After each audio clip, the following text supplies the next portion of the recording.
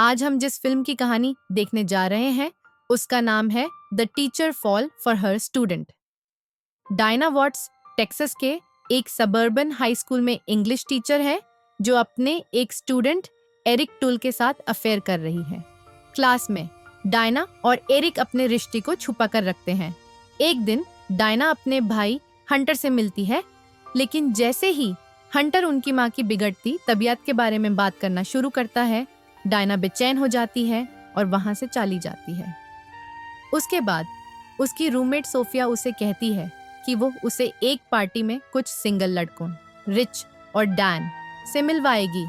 जब सोफिया बात कर रही होती है तब डियाना बाथरूम में जाकर अपनी टॉपलेस फोटो खींचती है और एरिक को भेज देती है। पार्टी में वो सोफिया के साथ जाती है और रिच और डैन से मिलती है, लेकिन उन्हें उनमें कोई इंटरेस्ट नहीं आता।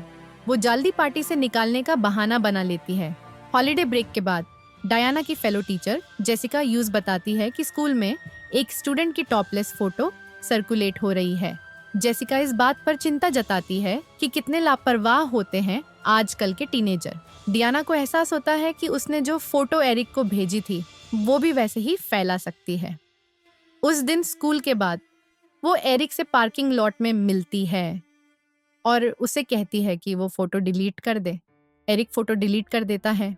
एक और मौके पर एरिक उसे बताता है कि एक लड़की ने उसे सेडी हॉकिंस डांस में चलने के लिए कहा है। डियाना इस बात से जालम महसूस करती है, लेकिन एरिक उसे यकीन दिलाता है कि ये कुछ भी नहीं है, वो सिर्फ सस्पिशन से बचने के लिए उस लड़की के साथ जा रहा है।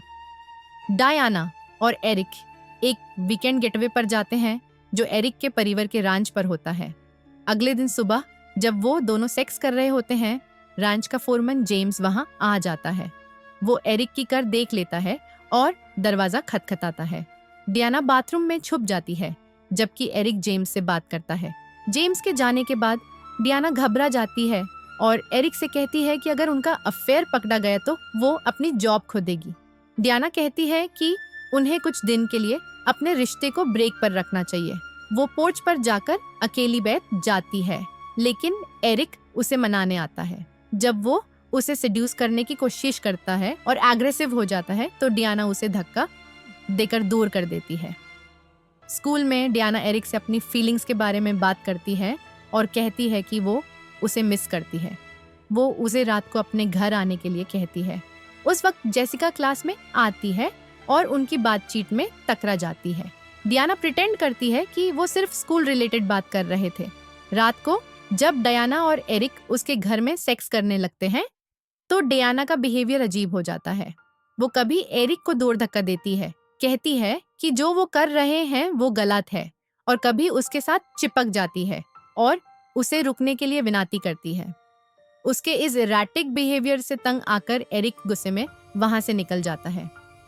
तभी सोफिया घर लौट आती है और देखती है कि डियाना एरिक के पीछे भाग रही है। डियाना एरिक के घर के बाहर अपनी कार पार्क करती है और उसके मोबाइल पर कॉल करती है, लेकिन वो कॉल रिसीव नहीं करता। वो उसके घर के लैंडलाइन पर कॉल करती है जिसे एरिक के पिता उठाते हैं। जब डियाना एरिक के बारे में पूछती है तो उनके पिता सोच लेते हैं कि वो उसकी क्लासमेट है और उसे अगले दिन स्कूल में बात करने के लिए कहते हैं।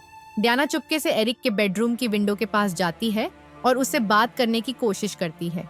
एरिक नाराज होकर बाहर आता है और डियाना यूज कहती है कि उनका रिश्ता अभी भी चल सकता है क्योंकि वो यूनिवर्सिटी ऑफ टेक्सास जाने वाला है।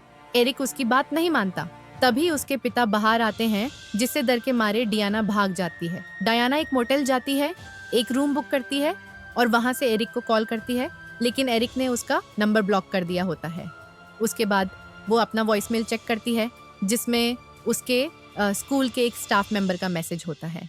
मैसेज में कहा जाता है कि एक स्टूडेंट एरिक के साथ कोई इश्यू है और उसके पिता स्कूल में आए हैं। स्टाफ मेंबर डियाना से वापस कॉल करने के लिए कहता है। डियाना मोटेल के बेड पर लिपट जाती है और रोने लगती है।